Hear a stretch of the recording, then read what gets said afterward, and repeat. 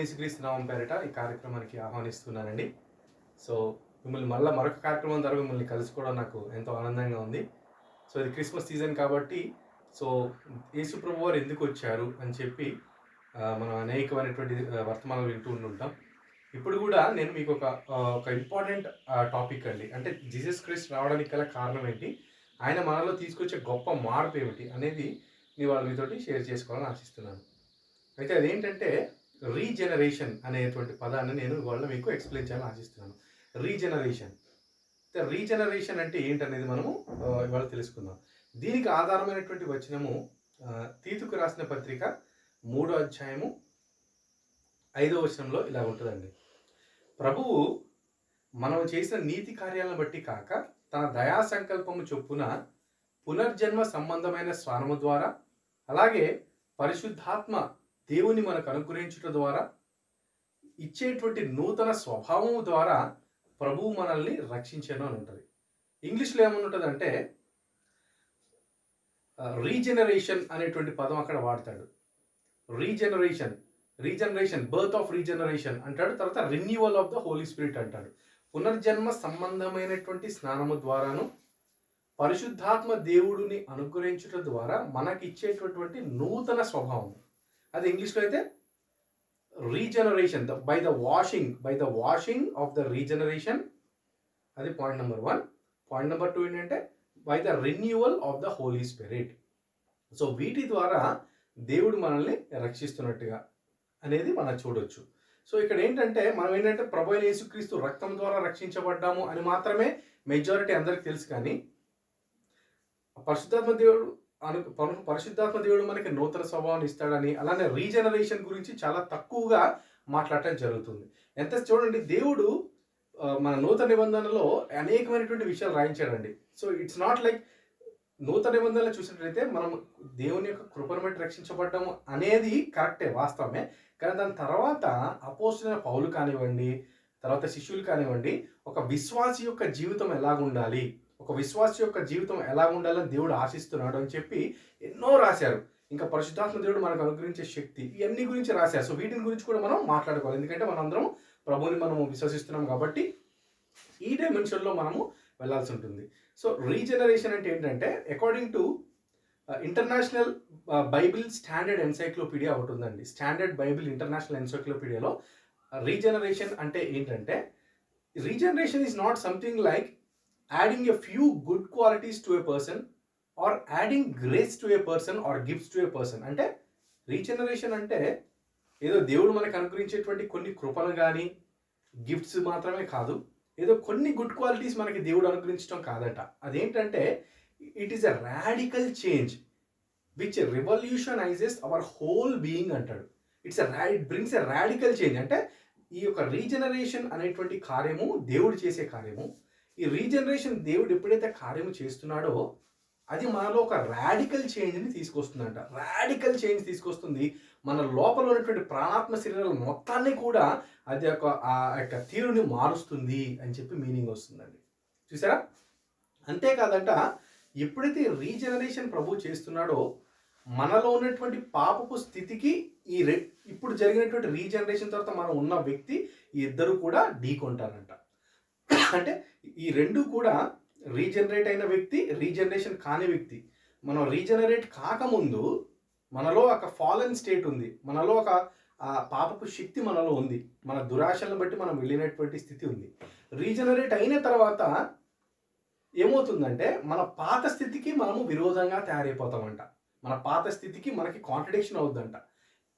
ఎంతసేపు మన యొక్క ఆకర్షణ, ఆధ్యాత్మిక ఆకర్షణ అనేది దేవుడి నుంచే వస్తుందంట. అది సో మన శరీరాన్ని బట్టో లేకపోతే మన యొక్క ఉద్దేశాలు బట్టి ఉండదంట. చూసారా? అదండి రీజనరేషన్. దీని ఇంగ్లీష్లో by the washing of the regeneration. దేవుడు మనల్ని కడుగుతున్నాడు, తన రక్తము ద్వారా కడుగుతున్నాడు, మనల్ని మన పాపాలు క్షమించి మనల్ని పరిశుద్ధపరుస్తున్నాడు. అంతేకాదు పరిశుద్ధాత్మ అనుగ్రహించడం ద్వారా మనలో తీసుకొచ్చేటువంటి నూతన స్వభావాన్ని కూడా రాయబడి ఉందండి. చూసారా? అంటే ప్రభు మనకి నూతన స్వభావాన్ని ఇస్తున్నాడండి. ఇది ఎంతో అద్భుతం అండి, మహా అద్భుతం ఇది. చూడండి, అపోస్తలుడైన పౌలు కూడా అంటాడు. ఏమంటాడంటే, నేను ఇంతకు మునుపు అంటే రీజనరేట్ కాకముందు, బిఫోర్ పాల్ వాస్ రీజనరేటెడ్ అని ఏం చెప్తున్నాడంటే, నా శరీరం ఒకటి చెప్తుంది, నా ఆత్మ ఒకటి చెప్తుంది. నా ఆత్మేమో ప్రభు యొక్క ధర్మశాస్త్రాన్ని నేను నెరవేర్చాలని అనుకుంటున్నాను నేను. కానీ నా శరీరం ఏమో నాలో ఏదో ఒక నియమం పనిచేస్తుంది. ఆ నియమం ఏం చేస్తుందంటే ప్రభు యొక్క ధర్మశాస్త్రానికి వ్యతిరేకంగా పనిచేస్తుంది అంటాడు అపోస్తలుడైన పౌలు. మీరు రోమీయులకు రాసిన పత్రిక చూస్తే. కానీ తర్వాత ఏమంటాడంటే, కానీ ప్రభు అయిన యేసుక్రీస్తుకి కృతజ్ఞతాస్తుతులు చెల్లించాలి. ఇంతకుముందు ఏదైతే నియమము నన్ను పట్టి నన్ను లోపరుచుకుందో ఇప్పుడు దేవుడు నన్ను దాని నుంచి విమోచించాడు. ఆ పాప మరణ నియమముల నుండి దేవుడు ప్రభువు నన్ను విడిపించాడు. అంటే ఏంటనుకుంటున్నారు? రీజనరేషన్. Paul is regenerated. అంతే కదండి, పౌల్ రీజనరేట్ అయ్యాడు. ఎంత రీజనరేట్ అయ్యాడు అంటే అతని యొక్క లోపల ప్రాణాత్మ శరీరాల్లో ఏదో గొప్ప మార్పు జరిగింది. Whole being is revolutionised. మార్పు వచ్చింది. అదే అపోస్తలుడైన పౌలు ఇంతకుముందు క్రైస్తవులు హింసించి సంఘానికి వ్యతిరేకంగా, క్రీస్తుకు వ్యతిరేకంగా ఎంత భయంకరంగా పనిచేశాడో ఆయన మైండ్ ఫ్లో అలా పనిచేసింది. After he was regenerated, regeneration అయిన తర్వాత ప్రభు కోసం తన్నులు తిన్నాడు, ప్రభు కోసం ఎంతో శ్రమను అనుభవించాడు, ప్రభు స్వార్థ కోసం పాటుపడ్డాడు, 13 పుస్తకాలు రాశాడండి. ఎంత గొప్ప అద్భుతం చెప్పండి. That is called as regeneration. దేవుడు కడిగి ప్రభు కడుగుతున్నాడు. పునర్జన్మ సంబంధం అంటే అదొక నూతన జన్మలాగా. అందుకని అంటాడు ప్రభు యేసుక్రీస్తు కూడా దీని గురించి మాట్లాడతాడండి. ఒకడు నూతనంగా జన్మించితేనే కానీ దేవుని రాజ్యాన్ని చూడలేడు అంటాడు. ఆ రీజనరేషన్ అనేది ఎప్పుడవుద్దో తెలుసా అండి? అసలు రీజనరేషన్ ఎప్పుడవుద్దంటే మన మారు మనస్సు పొందినప్పుడే అవుతుంది. అంటే మనం మారు మనస్సు పొంది మన పాపముల నిమిత్తం ప్రభువుని పశ్చాత్తాపపడి మనం వేడుకొని, ప్రభువా నేనెంత దోషిని, నేనెంత పాపిని, ప్రభువా ఇప్పటివరకు నీకు వ్యతిరేకంగా జీవించాను, నువ్వు నాకు జీవితాన్ని ఇచ్చావు, నాకు ప్రభువా నువ్వు మంచి నాకు కావాల్సిన సమస్తాన్ని ఇచ్చావు, కానీ నేను నీకు వ్యతిరేకంగా చేశాను అని మన యొక్క స్థితిని మనం ఎప్పుడైతే ప్రభువుతోటి పశ్చాత్తాపపడి మారు మనస్సుతో ఎప్పుడైతే మనం ఒప్పుకుంటామో ప్రభువుకి, అప్పుడు దేవుడు చేసేటువంటి కార్యమే ఈ రీజనరేషన్. ఎప్పుడైతే రీజనరేట్ అవుతామో అప్పుడు మన ఉనికి మొత్తం మారిపోతుందండి. అంతేకాదండి, పరిశుద్ధాత్మ దేవుడు మనకి అనుగ్రహించే నూతన స్వభావం అని రాయబడి ఉంటుంది. చూసారా, దేవుడు చేసే కార్యం అంటే రీజనరేషన్, తర్వాత మనకు ఒక నూతన స్వభావాన్ని కూడా దేవుడే కలుగజేస్తున్నాడు. ఇది కూడా one of the greatest good news అండి. చూడండి, ఏ వ్యక్తి అయితే పాపంలో ఇంకా జీవిస్తాడో, పాపం యొక్క అధికారంలో వ్యక్తి ఉంటాడో, అసలు జరిగింది ఏంటంటే అతను మారు మనసు పొందలేదు, అతను రీజనరేట్ కాలేదు. చూడండి, రీజనరేట్ అయితే ఖచ్చితంగా మనం పాపానికి వ్యతిరేకంగా పోరాడతామండి. చూడండి, రీజనరేట్ కాకముందు అపోస్తలుడైన పౌలు ఎఫెసీయులకు రాసిన పత్రిక 2వ అధ్యాయంలో ఏం చెప్తారంటే, మనం మన శరీరానుసారంగా మనకి శరీరానుసారంగాను మన దురాశలు ఎటుబడితే అటు మనం నడిపించబడ్డాం అంటాడు. కానీ మనం రీజనరేట్ అయిన తర్వాత మనం పాపానికి మరణించిన వారము అంటాడు. చూస్తే రోమీయులకు రాసిన పత్రిక 6వ అధ్యాయంలో చదవండి. మనం పాపానికి మరణించిన వారము, మరలా ఎలా పాపం చేయగలము అంటాడు. కృప విస్తరించింది కదా అని చెప్పి మనం పాపం చేయుదుమా? అట్లా అనరాదు. పాపంలో మనం మరణించిన తర్వాత ఇంకెట్లా పాపం చేస్తాం అంటాడు. అంటే ఏంటండి? రీజనరేషన్. సో ఇక్కడ నేను చెప్పాల్సిన మనం ఈ వాక్యం వినే వాళ్ళు గుర్తుపెట్టుకోవాల్సింది ఏంటంటే, పాపాన్ని మనము జయించగలము. చూడండి, చాలామంది నేను ఏదైతే కొన్ని వీడియోస్ చూస్తానో, వీడియోస్ చూసి సబ్జెక్ట్స్ మీద కామెంట్స్ పెట్టి వాళ్ళతో చిన్నటువంటి ఆన్లైన్ డిబేట్స్ చిన్న డిబేట్స్ జరుగుతూ ఉంటాయి. నేను చూస్తానండి అసలు విశ్వాసం ఎలా ఉంది, పలానా దేశంలో ఎలా ఉంది, ఈ యొక్క విశ్వాసం గురించి వాళ్ళు ఏం నమ్ముతున్నారు, ఈ కంట్రీ ఎలా ఉంది. సో నేను కొన్ని చైనా కానీ లేకపోతే యూఎస్ కానీ చూసినప్పుడు, మన ఇండియా చూసినప్పుడు, ఇలా కొన్ని కంట్రీస్ ఆస్ట్రేలియాలో చూసినప్పుడు, వాళ్ళతో ఆన్లైన్లో కనెక్ట్ అయినప్పుడు వాళ్ళతో జరిగే చిన్న డిబేట్స్ నాకు జరుగుతూ ఉంటాయి ఈ సబ్జెక్ట్ మీద. ఎస్పెషల్లీ వాళ్ళు ఏమంటున్నారంటే, అసలు మనం పాపము చేయకుండా ఉండలేము, లేదా మనము రీజనరేషన్ అట్లాంటిది ఏం లేదు. వాళ్ళు సువార్తను ఎలా అర్థం చేసుకున్నారంటే, ఇంకా బతికినంత కాలం నేను పాపానికి బానిసనే, పాపాన్ని నేను జయించలేను, కాబట్టే మనం ప్రభు రక్తము ద్వారా మనం రక్షించబడుతున్నాము అనేటువంటి స్థితిలో వాళ్ళు ఉంటున్నారు. కానీ అది కాదండి సువార్త. చూడండి, దేవుడు మనల్ని కడుగుతున్నాడు వాస్తవమే, తర్వాత మనల్ని రీజనరేట్ చేస్తున్నాడు. మనకి పరిశుద్ధాత్మను అనుగ్రహించడం ద్వారా మనలో ఉన్నటువంటి ప్రతి బలహీనతను కూడా జయించే శక్తిని కూడా ప్రభువే ఇస్తున్నాడు. నేను చూడండి, కొన్ని కంట్రీస్లో చూసినప్పుడు వాళ్ళు అలా చెబుతున్నారు. నేను ఒక ప్రశ్న అడిగాను. సరే, ఇప్పుడు మారు మనసు పొందిన తర్వాత ఒకవేళ కనుక నువ్వు డ్రగ్ డీలర్ అయ్యావనుకో బాబు, అప్పుడు రక్షణ పొందుతావా అని అడిగాను. అప్పుడు ఆయన ఏమంటున్నాడంటే, రక్షణ పొందుతాను అంటున్నాడు. అంటే ఒక వ్యక్తి మారు మనసు పొందిన తర్వాత డ్రగ్ డీలర్ చేసినా, లేకపోతే ఆల్కహాల్ షాప్ తెరిచినా, లేకపోతే ఇంక ఎటువంటి పాపం చేసినా నేను నా యొక్క రక్షణను నేను కోల్పోను, నేను పరలోకానికి వెళ్తాను అనేటువంటి ఇది సాటనిక్ గేమ్ అండి. చూడండి, దేవుడు ఏదైతే కృప చూపించాడో, దేవుడు ఏదైతే వాక్యాలు రాయించాడో, ఆ వాక్యాల్ని సాతానుడు స్టార్టింగ్ నుంచి వక్రీకరిస్తూ దాని మీద గేమ్ ఆడుతూ విశ్వాసుల్ని దేవుళ్ళో ఎదగనీయకుండా వేరే యొక్క మార్గంలోకి డైవర్ట్ చేస్తూ ఉన్నాడు. సో ఇప్పుడు నేను చెప్పాలనుకున్నది ఏంటంటే, మనము జయించగలుగుతామండి. We can overcome anything that is not acceptable from God. మనము దేవుడికి ఇష్టం లేదని మనం విడిచిపెట్టగలుగుతాం. అలానే మనం ఆధ్యాత్మికంగా దినదినం అభివృద్ధి చెందగలుగుతాం. క్రీస్తు స్వారూప్యంలోనికి మనం నడిపించగలుగుతాం. చూడండి ఎంత దారుణమైన పరిస్థితి అంటే, నేను ఒకవేళ గూగుల్లో ఓపెన్ చేసి how to lead a Holi life అని టైప్ చేసినప్పుడు, how to purify the mind అని టైప్ చేసినప్పుడు బైబిల్లో ఉన్నటువంటి వచనాలు ఏం కనిపించవండి. వేరే వాళ్ళు ఎవరో కూడా తెలీదు. ఆ యొక్క ఇమేజెస్ చూస్తే వేరే వాళ్ళ నుంచి ఉండటం, వేరే గ్రంథాల నుంచి ఉండడం, వేరే వాళ్ళ గురువుల నుంచి ఉండడం బైబిల్లో ఉందండి మొత్తం సంపూర్ణంగా. కానీ మరి ఎందుకని బయటికి రావట్లేదు, ఎందుకని కొడితే రావట్లేదు అంటే దాని గురించి సంఘం మాట్లాడటమే మానేసింది.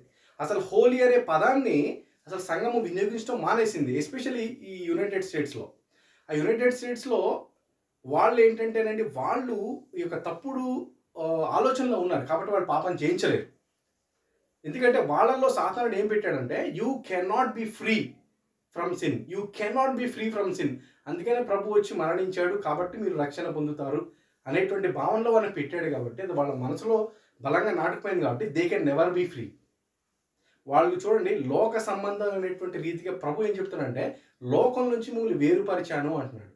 లోకం నుంచి వేరుపరిచాను, మిమ్మల్ని ఆ పరిశుద్ధ జనాంగంగా నేను మిమ్మల్ని ఏర్పాటు చేసుకున్నాను అంటే, మనలో ఇంకా లోక సంబంధమైన ఆకర్షణలు కానీ, లోక సంబంధమైనటువంటి సూత్రాలు కానీ అవి మనలో ఇంకా పనిచేస్తున్నాయంటే మనలో ఆ రీజనరేషన్ అనేది పరిపూర్ణంగా జరగలేదండి.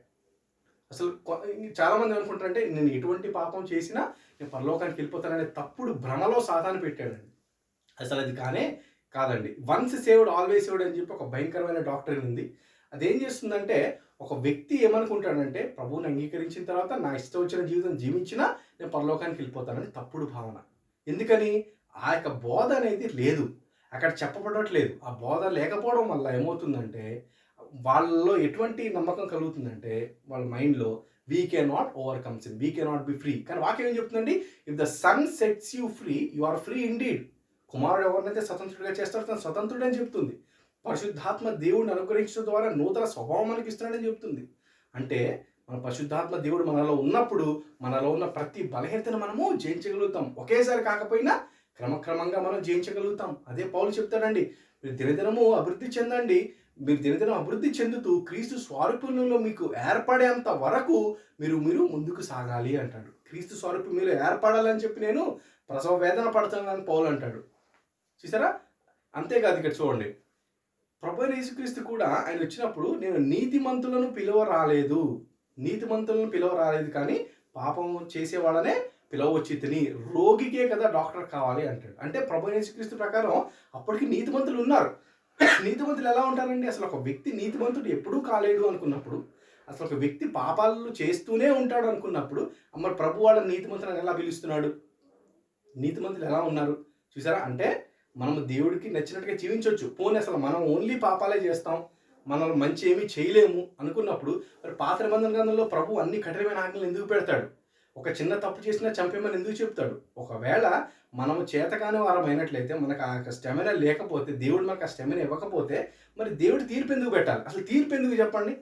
ఇప్పుడు ఒక మనిషి అనేవాడు పాపాలే చేయగలిగితే, పాపాలే చేస్తూ బలహీనుడైతే, మరి అలాంటప్పుడు దేవుడికి తెలిసినప్పుడు అసలు దేవుడు ఒక మనిషిని ఎందుకు శిక్షించాలి? ఎందుకు తీర్పు పెట్టాలి? మరి తీర్పు ఇంట్లో నుంచే స్టార్ట్ అవుద్ది అంటే సంఘానికే తీర్పు ఉందని చెప్తాడు అపోస్తలుడైన పౌలు. అసలు తీర్పు ఎందుకు చేయాలి? మళ్ళీ ప్రభు ప్రకటన గ్రంథంలో కూడా ఏమంటాడంటే, నువ్వు వెచ్చగా లేవు, చల్లగాను లేవు, నులివెచ్చగా ఉన్నావు కాబట్టి, నువ్వు చల్లగాను వేడిగానే లేవు కానీ నులివెచ్చగా ఉన్నావు కాబట్టి నేను ఉమ్మి వేస్తున్నాను అంటాడు. ఎందుకు ఉమ్మి వేయాలి? నేను ఉండే స్థితి, నాకు చేతనయ్యే స్థితి నేను నిలువెచ్చగానే ఉన్నట్లయితే, అందుకే నన్ను ప్రభు రక్షించినట్లయితే దేవుడు ఎందుకు ఉమ్మేస్తాడు? అది ఎంతవరకు సమంజసం చెప్పండి? అది న్యాయం అంటారా? పాత నిబంధన గ్రంథంలో అన్ని కఠినమైన ఆజ్ఞలు ఎందుకు పెడతాడు? ఎందుకని మీరు ఈ పాపం చేస్తే వాళ్ళని రాళ్లతో కొట్టి చంపేయమంటాడు? ఎందుకని వ్యభిచారం చేస్తే వాడిని రాళ్ళతో కొట్టి చంపేయమంటాడు, దొంగతనం చేస్తే చంపేయమంటాడు, లేకపోతే విశ్రాంతిని ఆశ్రయించకపోతే ఈ సంఘం నుంచి బహిష్కరించండి అంటాడు. అంత కఠినంగా ఎలా ఉంటాడండి మనం ఉండలేకపోతే? చూసారు, ఇదంతా సాతాను క్రియేట్ చేసిన ఒక ట్రాప్. సాతాను దేవుని వాక్యాన్ని వక్రీకరించడం స్టార్టింగ్ నుంచి ఉంది. చూడండి, క్రిస్టియానిటీ అనేది it should be the manual for the world. ఒక వ్యక్తి ఎలా పరిశుద్ధంగా జీవించాలో చూసి నేర్చుకోవాల్సినటువంటి గ్రంథము, అందులో సమస్తం కూడా అది ఉంది. అది మన హోప్ అనేది మనం ఇవ్వాలి. చూడండి, కానీ ఏమనుకుంటున్నారంటే మెజారిటీ ఏం ఆలోచిస్తున్నారంటే we will be forever a hopeless sinner. అంటే మనం ఎప్పటికీ ఒక హోప్లెస్గా మన పాపాలు చేసుకుంటానే వెళ్తాం. Will be a hopeless sinner అనేటువంటి భావనలో ఉన్నారు. కాబట్టి ప్రభు మనల్ని రక్షిస్తాడని అనుకుంటున్నారు. కానీ అపోస్తలుల పౌలు ఏం చెప్తున్నాడండి? మీరు కృపలోనే ఉన్నారు కాబట్టి పాపం మీ మీద ప్రభుత్వం చేయదు అంటున్నాడు. కుమారుడు స్వతంత్రుడిగా చేస్తే అతను స్వతంత్రుడు అంటున్నారు. ఇవన్నీ ఎక్కడికి వెళ్ళినాయండి మరి? చూసారా, అంటే 100% దేవుడు అంత పరిశుద్ధంగా మనం జీవించలేము. అది ఐ అగ్రీ దాట్. ఎందుకంటే ప్రభువు కూడా చెప్తాడు, నేను మిమ్మల్ని మంటివారని నేను జ్ఞాపకం చేసుకుంటున్నాను అంటాడు. రైట్. కానీ దేవుడికి అనుకూలమైన రీతిగా మనం జీవించవచ్చు. దేవుడు ఆశించేటువంటి స్టాండర్డ్లో దేవుడు ఏదైతే మనం విశ్వాసులుగా మన దగ్గర నుంచి దేవుడు కోరుకుంటున్నాడో దాని ప్రకారంగా మనం జీవించవచ్చు. ఆ స్కోప్ 100% ఉంది. కానీ ఆ స్కోప్ 100% ఉన్నా మనం ఎందుకు ఎఫర్ట్ పెట్టామంటే సాతానుడు మనలో ఒక మైండ్లో ఒకటి పెట్టాడు. ఏంటంటే నువ్వు ప్రార్థన చేసినా రక్షించబడతావు, ప్రార్థన చేయకపోయినా రక్షించబడతావు. నువ్వు పరిశుద్ధంగా జీవించినా జీవించకపోయినా రక్షించబడతావు. నువ్వు ఎన్ని తప్పులు చేసినా రక్షించబడతావు. నువ్వు దేవుడికి విరోధంగా భావించినా రక్షించబడతావు. నువ్వు లోకరీత్యా బ్రతికినా సరే నువ్వు రక్షించబడతావు. ఏమి చేసినా చేయకపోయినా దీనివల్ల కాదు నువ్వు రక్షించబడేది, ప్రభువైన యేసుక్రీస్తు రక్తము ద్వారా నువ్వు రక్షించబడుతున్నావు. కాబట్టి అనేటువంటి సాతాను గేమ్, గ్రేస్ గేమ్ అంటారు అనమాట. నేను దానికి పెట్టిన పేరు grace game, satanic game on church. సాతాను క్రీస్తు స్వరూపంలో చెక్కబడుతుందా లేదా లోక సంబంధంగా చెక్కబడుతుందా ఒకసారి మీరు చూడండి. నేను ఎంత అదృష్టంగా భావిస్తానంటే ఈ దేశంలో పుట్టడం ఎంత అదృష్టం అండి. ఎంత మంచి సేవకులు ఉన్నది ఉన్నట్లుగా బోధిస్తున్నారు, ఉన్నది ఉన్నట్లుగా తీసుకొచ్చి బోధిస్తున్నారు. చూడండి, మన ఇక్కడ ఉన్నటువంటి పాస్టర్స్ కానివ్వండి, మన సేవకులు మన ధన్యులు అని నేను భావిస్తాను.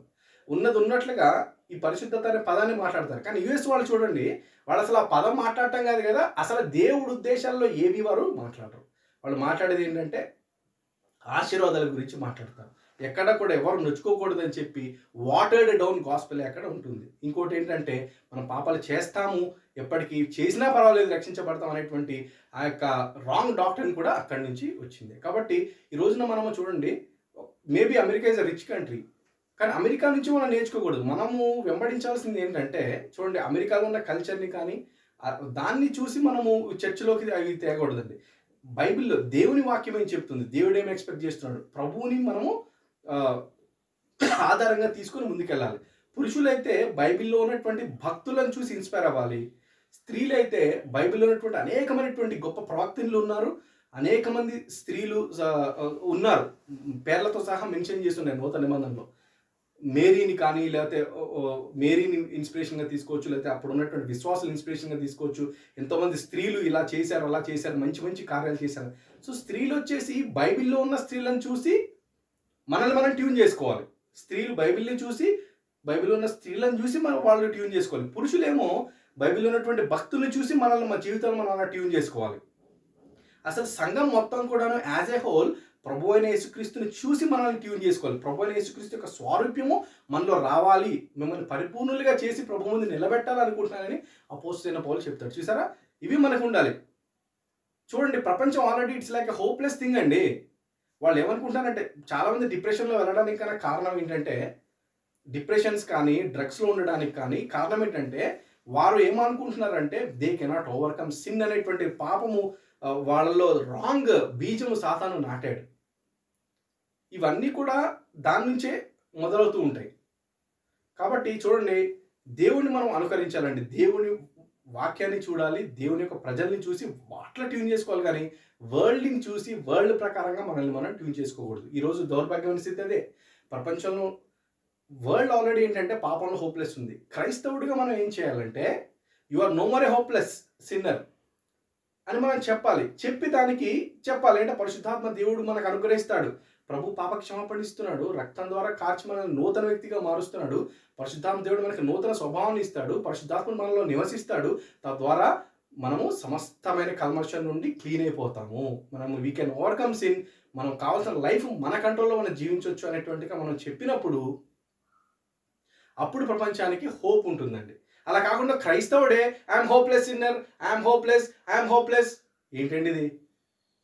బైబిల్‌లో అద్భుతమైనటువంటి మాన్యువల్ రాయబడి ఉందండి. ఒక వ్యక్తి ఎలా పరిశుద్ధపరచుకోవచ్చు, దేవుడితో ఎలా క్లోజ్‌గా నడవచ్చు అని ఉంటే I'm a hopeless sinner, I'm hopeless so Christ saved me. Yes, అది 100% కరెక్టే.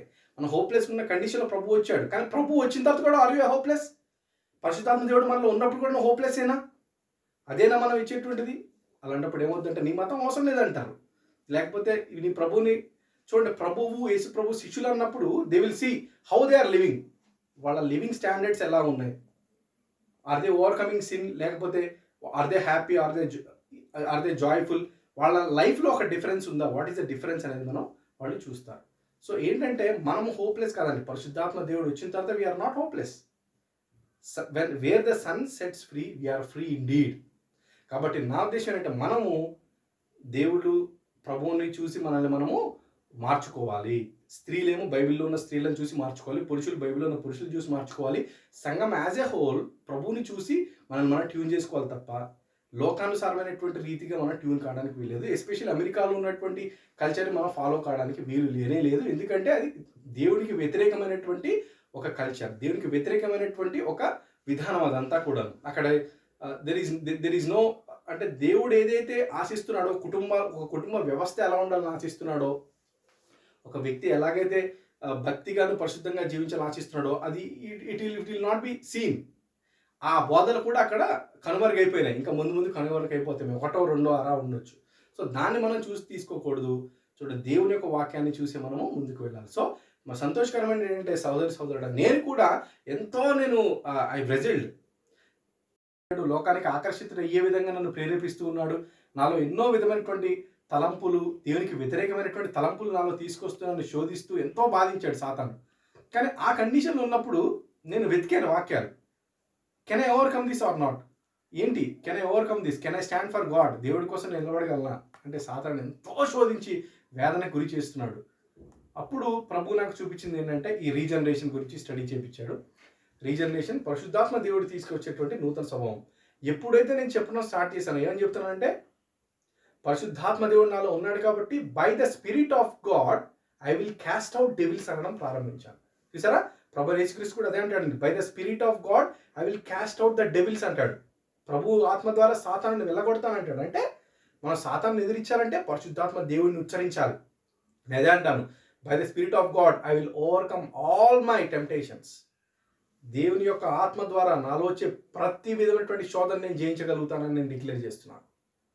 By the spirit of the lord in the name of Jesus I can overcome all sicknesses అని ఇలా ఎప్పుడైతే మాట్లాడుకుంటున్నానో నాలో గొప్ప హ్యాపీనెస్ నేను చూస్తున్నాను, గొప్ప మార్పుని చూస్తున్నాను. ఎలా సాధ్యమైంది? ఇట్ జస్ట్ రియలైజ్డ్, అంతే. నేను రియలైజ్ అయ్యాను దానికి, ఇలా చెయ్యొచ్చు. ప్రభువు చేసే కార్యం మీద regeneration, I have been regenerated. చూడండి, నేను దేవుని రక్తం చేత కడగబడ్డాను, నేను పరిశుద్ధపరచబడ్డాను. రెండోది, మూడోది, దేవుడు నన్ను రీజనరేట్ చేశాడు. హీ రీజనరేటెడ్ మీ. నాలో ఇప్పుడు వేరే ప్రోగ్రామ్ నడుస్తుంది. సో నాలో ఇప్పుడు వేరే ప్రోగ్రామ్ నడుస్తుంది, వేరే ఫ్లో నడుస్తుంది. నాలో వచ్చిన ఇంటెన్షన్స్ మొత్తం మారాయి. See I'm experiencing that freedom now. ఇప్పుడు దాకా చూసారు, రాంగ్ మైండ్ సెట్లో ఉన్నప్పుడు నేను ఓవర్కమ్ చేయలేను, ఐఎమ్ నాట్ ఫ్రీ, నేను ఇంకా హోప్లెస్ సిన్నర్ అనే భావనలో ఉంటే we will never be able to క్రీస్తు స్వరూపం మనలో ఏర్పడదు. వెన్ ఐ రియలైజ్ దాట్ ప్రభు ఆత్మ నాలో ఉంది, ప్రభు ఆత్మ ద్వారా నేను సాతాన్ని జయిస్తాను, శోధనని జయిస్తాను అని ఎప్పుడైతే నేను డిక్లేర్ చేసుకుంటున్నానో, నమ్ముతున్నానో, అప్పుడు నాలో గొప్ప మార్పు అనేది నేను చూస్తున్నానండి. సో గుర్తుపెట్టుకోవాల్సింది ఏంటంటే గాడ్ ఈజ్ రీజనరేటెడ్ అస్. మన దేవుడు రీజనరేట్ చేశాడు. పునర్జన్మ సంబంధమైన స్నానం మనకి జరిగింది. పరిశుద్ధాత్మ దేవుడు మనకు అనుగ్రహించబడ్డాడు. ఆయన మనకి నూతన స్వభావాన్ని ఇస్తున్నాడు అనేది మనము గుర్తుపెట్టుకోవాలి. సో ఇంతకుముందు మనం హోప్లెస్ సిన్నర్, కానీ ప్రభులోకి వచ్చిన తర్వాత we are never a hopeless sinner, we can overcome sin. రెండోదంటే ప్రభు ఎవరినైతే స్వతంత్రుడిగా చేస్తున్నాడో అతను కంప్లీట్గా స్వతంత్రుడే. So we can leave at peace. అంతేకాదు మన దేవుడికి నచ్చినట్టుగా మనం జీవించగలుగుతాం. దేవుడు తప్పక తన తీర్పు దినాన మనకి తగినటువంటి బహుమానాన్ని దేవుడు ఇస్తాడు. సో ముందేంటంటే మనం ఎప్పుడైతే హోప్లెస్ సిన్నర్ కాదని నమ్ముతున్నామో, మనం జయించగలుగుతామో, ఆత్మ ద్వారా నమ్ముతున్నామో, చూడండి, 3/4 of the burdens will be removed from your mind. So అవన్నీ కూడా తొలగించబడతాయి, హ్యాపీగా మనము జీవించవచ్చు. సో ఈ యొక్క విషయాన్ని మీరు గుర్తుపెట్టుకోవాల్సింది కోరుతూ, ప్రభు వచ్చింది దేనికండి? ఇప్పుడు మన కోసం మరణించడానికి, అది మనకి అందరికీ తెలుసు. రెండోది చూడండి ప్రాముఖ్యమైనది, వీఆర్ బీన్ రీజనరేటెడ్. మనము పునర్జన్మ సంబంధమైన స్నానము ఆచరించబడ్డాము. మూడోదిగా పరిశుద్ధాత్మ దేవుడు మనకు ఒక నూతన స్వభావాన్ని ఇస్తున్నాడు. పరిశుద్ధాత్మ దేవుడు అనుగ్రహించే నూతన స్వభావం ద్వారా మనకు వచ్చే ప్రతి శోధనను కూడా మనము జయించగలుగుతాం. దేవునికి ఏది ప్రీతికరమైనదో పరీక్షించి చేయుడి అంటాడు అపోస్తలుడైన పౌలు. సో దేవుడికి ఏది ప్రీతికరమైందో దాని ప్రకారంగా మనము జీవించగలుగుతాం. సో ఈ చిన్ని మెసేజ్ని మీరు అర్థం చేసుకోవాల్సిందిగా కోరుతున్నాను. ఈ క్రిస్మస్ సీజన్లో వీటిని గుర్తుపెట్టుకొని వీటిని మన ఆచరణలో పెడితే ఇంకా అద్భుతంగా ఉంటుందని చెప్పి తెలియజేస్తూ thank you for watching this programme.